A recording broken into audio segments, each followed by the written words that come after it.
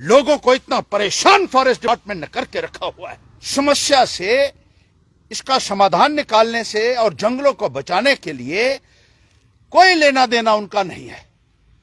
सिर्फ लोगों को प्रताड़ित करता है फॉरेस्ट डिपार्टमेंट। आज भी देख लीजिए, यहां कोई नहीं है, डीएफओ नहीं है, एसी के बंद कमरों में बैठे हुए हैं और फील्ड में जाकर पर्याप्त कदम उठाने की जहां जरूरत थी वहां वो आराम से अपने बंद कमरों में एसी लगाकर बैठे हुए हैं। नुकसान की अगर हम बात करें तो ये लाखों और करोड़ों रुपए का नहीं है, अरबों और खरबों रुपए का नुकसान इस जंगल की आग की वजह से हुआ है।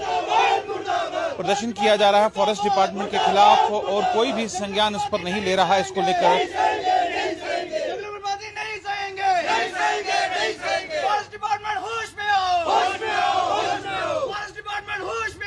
देखिए कि किस तरह से पूरे जंगल तबाह हो गए हैं। इतनी भयंकर आग जंगलों में लगी हुई है और प्रशासन सोया हुआ है। धू धू करके जंगल जल रहे हैं। उधमपुर जिले में जहां जहां भी हम गए वहीं जंगलों में आग लगी हुई है, धुआं हुए हैं। गांवों के अंदर पोल्यूशन लेवल इतना ज्यादा बढ़ गया है, शहरों के अंदर इतना बढ़ गया है जंगलों की आग की वजह से, और जीव जंतु जलकर राख हो गए हैं। नुकसान की अगर हम बात करें तो ये लाखों और करोड़ों रुपए का नहीं है, अरबों और खरबों रुपए का नुकसान इस जंगल की आग की वजह से हुआ है। लेकिन फॉरेस्ट डिपार्टमेंट के अधिकारीगण सोए हुए।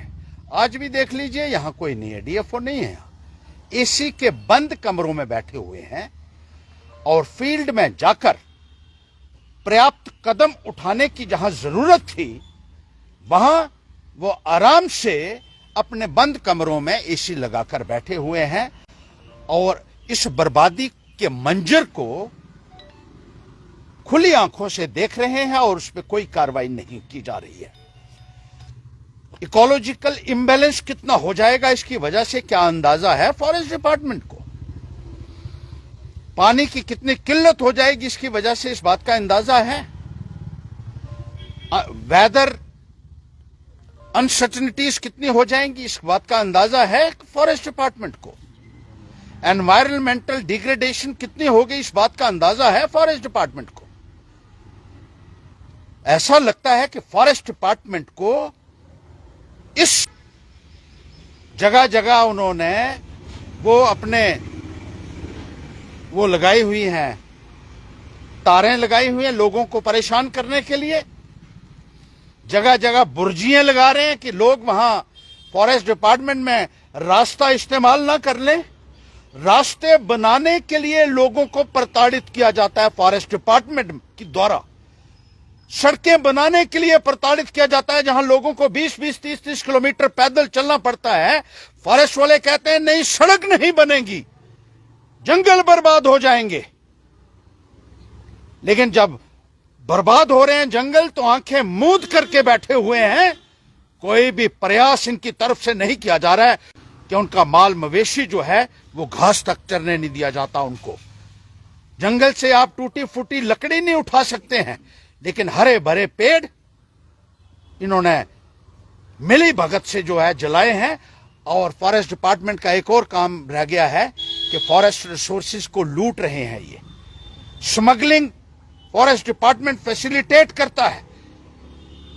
करोड़ों और अरबों रुपए के देवदार काट काट कर उनकी स्मगलिंग होती है और टिम्बर जंगलों से सप्लाई किया जाता है।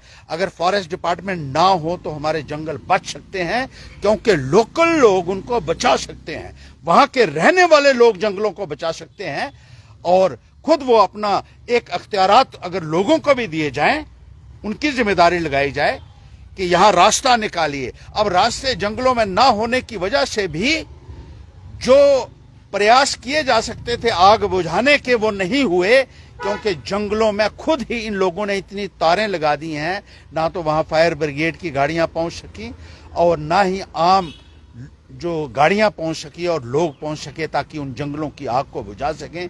लोगों को प्रताड़ित करना बंद कर दे फॉरेस्ट डिपार्टमेंट और इस तरफ ध्यान दे कि किस तरीके से अरबों और खरबों रुपया जो है वो मुल्क की संपत्ति थी, उसके लिए जिम्मेदारी तय होनी चाहिए और DFO, conservator, chief conservator, principal chief conservator और कमिश्नर को जवाब देना होगा कि कितने अरबों और कितने खरबों रुपए का नुकसान इस जंगल की आग की वजह से, आपकी लापरवाही की वजह से और आपके गैर जिम्मेदाराना तरीके की वजह से और आपकी तानाशाही की वजह से ये नुकसान हुआ।